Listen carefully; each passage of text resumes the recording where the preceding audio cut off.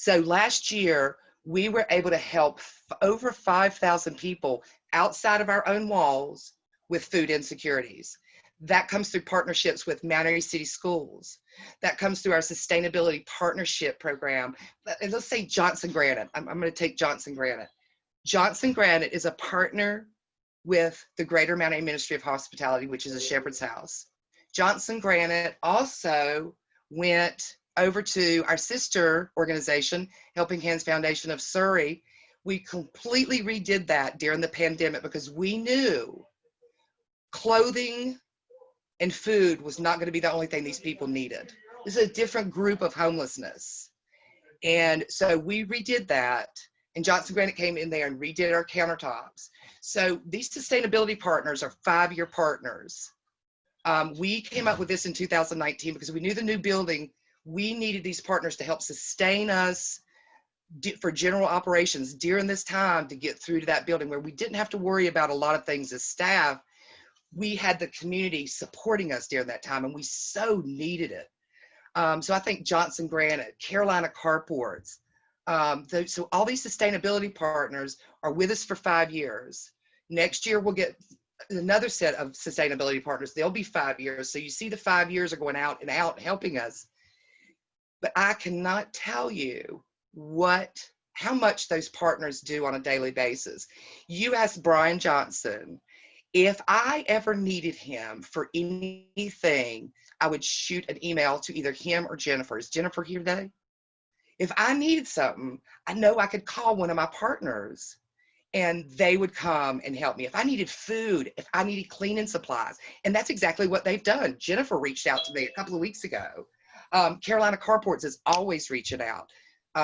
Her daughters always reach out and come by and bring toys for the kids and things. So those partners in our community for nonprofits are important because you lift us up when we're trying to lift everything else up. And I cannot tell you that I'm so indebted in my heart to all of those in our community that support us, because those partnerships for me are priceless.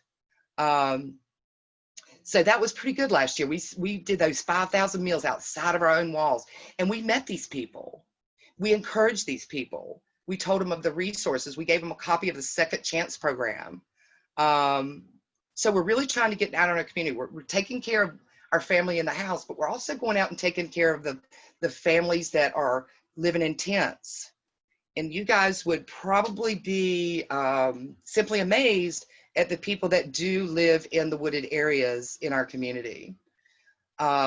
We probably have a reach out at least twice a week. And I'm glad people call us. They call us, say, Mary, I got a problem. Ooh, I'll take your problem. What you got? We've got a family of 4 in a tent, so-and-so place. I said, I'll go.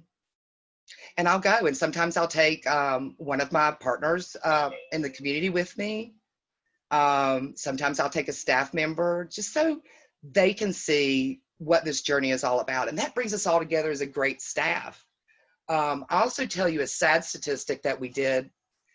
And Randy, you're going to need to cut me off, I can tell you. So we have turned away, since I've been here, September of 2015, we have turned away over 2,000 people due to lack of space. So now I'm going to get into the good part. Oh, I'll tell you one last stat for 2019. We graduated 86% of the 225 people we served last year. Awesome. Awesome. Now let me get into the good part. August is a great month. No matter what, in the middle of a pandemic, August the 17th, you're going to see that dirt moving. I am so, please smile for me, because you know what? That is so much joy and love in my heart that I could just break down crying right now. Woohoo! Yes. Oh, thank you, Tracy, my biggest fan. Love her. And it's going to start, guys, and it's going to start in the most phenomenal way. Today, we're doing videos with 4 past former clients that I'm so proud of. So when they graduate, I'm going to tell you one more thing before I get into all the good news.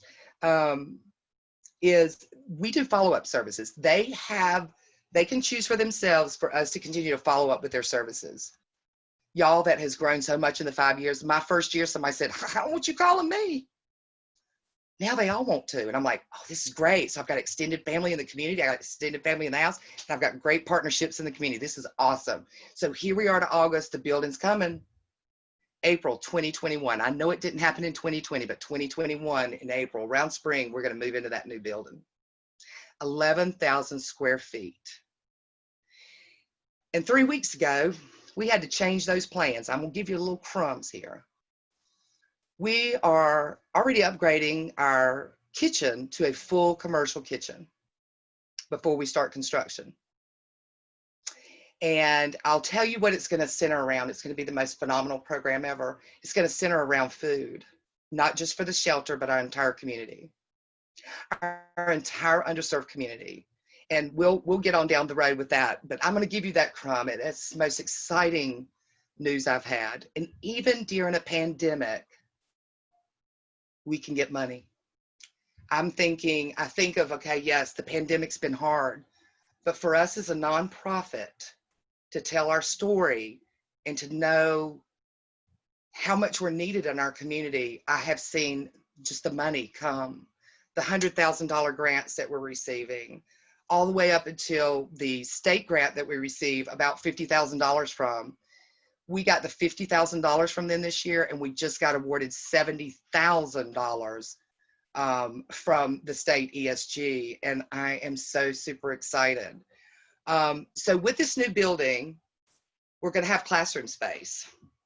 In that classroom space, there's going to be a 13-week program. Can't tell you what that program is yet, but it's going to be taught by true teachers. They're going to go out in the community and be able to do community internships, and they'll be awarded certifications in this new program. So I cannot tell you, the journey in the beginning was about 180 to 200 hours every 2 weeks. And you know, normally it's 80. And I said, you know what? It's okay. I forgot to ask God how long it was going to take. I should have asked that question in the beginning, but I didn't. But it's always in his timing. And this is his year, that it's all going to come to fruition during a global pandemic.